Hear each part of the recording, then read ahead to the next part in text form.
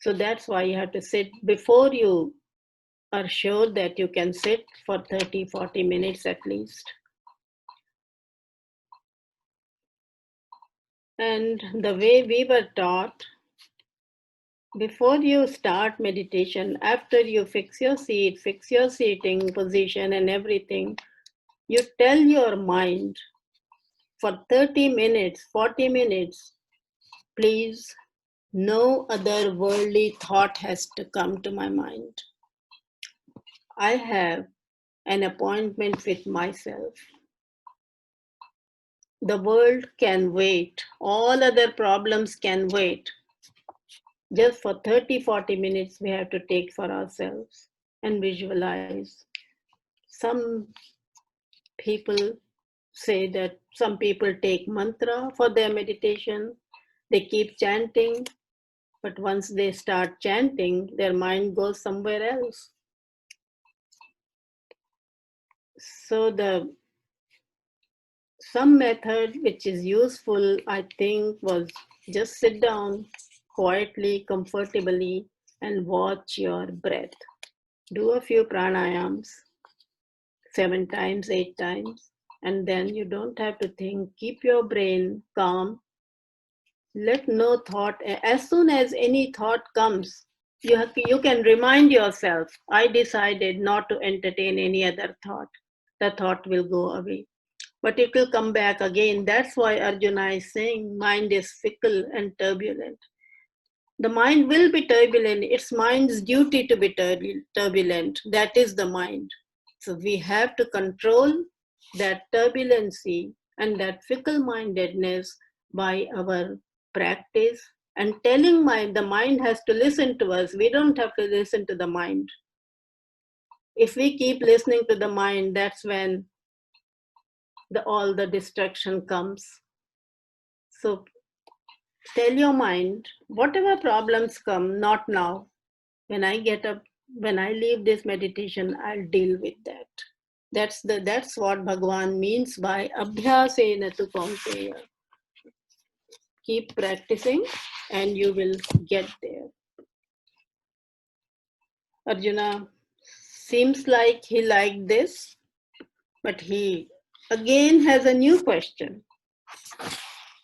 His question in verse number 37 and 38. अयतिः श्रद्धयोपेतः योगाश्चलितमानसः अप्राप्य योगसंसिद्धिं कां गतिं कृष्ण गच्छति. कश्चित् उभयविभ्रष्टः छिन्नाभ्रमिव नश्यति अप्रतिष्ठो महाबाहो विमूढो ब्राह्मणः Panthi. He says is a very peculiar question, but I think it's very true.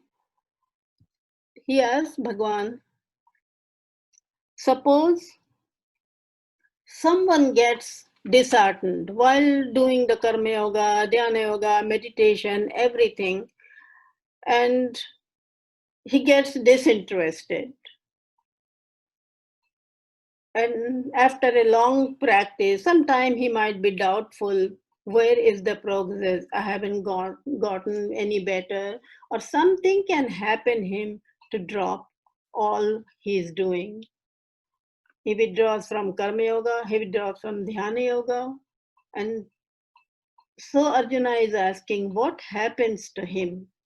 He is neither a worldly person now, because he has renunciated a lot of things. He has no interest in being a normal worldly person.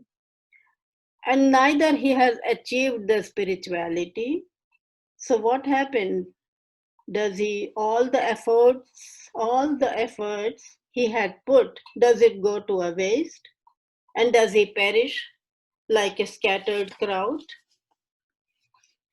Bhagwan replies beautifully in verse number 41 and 42.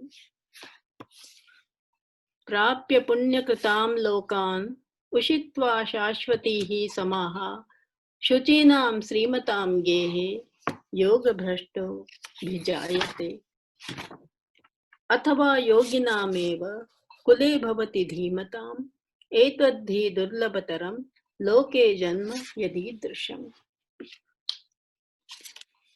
A beautiful answer for it, that there is no destruction for him, no failure for him. Having attained the world of righteousness, having practiced for a long time the religious practices and spiritual practices, he will be born in a very prosperous and cultured family. He might even be born in a highly religious sage's family, and from there he can pick up his thread. He doesn't have to start all over again.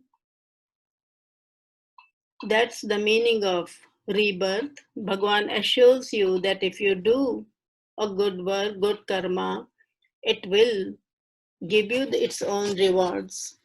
So the person who has dropped in between, when he is reborn in a beautiful family of a cultured and prosperity, or so he has all the facilities to learn whatever he wants to learn, and because of his previous karmas, he will move further in the spiritual path, religious path. He will live well.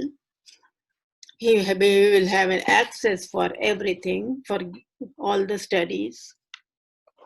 And if you go further, Bhagwan says that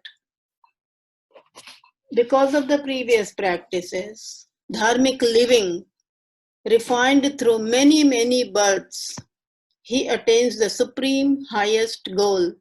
That means he attains Jivan Mukti by taking birth in a very auspicious family. Just like we have example that Bhagwan Shankaracharya got his sannyasa when he was 9-year old. At the age of 9, he could figure out that the world is not real. And he left home, leaving his mother, and went to find a teacher, and he found a teacher in Narmada. And from there, he spread the theory of Advaita Vedanta all over India. So he was at the age of 9, you imagine how he got all this vision. And there are some other examples, like Ramana Maharshi also had the vision when he was probably 9 or 10-year old. He did the same thing. So these are the people who have lived a dharmic way, who have done a lot of tapas, japam, good work to be born like this. That's the end of chapter 6. And I hope I have given you some glimpses of what Gita is. And we'll go from there, whatever we have to learn, or we have to go further from there. However, Bhagwan has decided for everyone. Thank you. Thank you, everybody.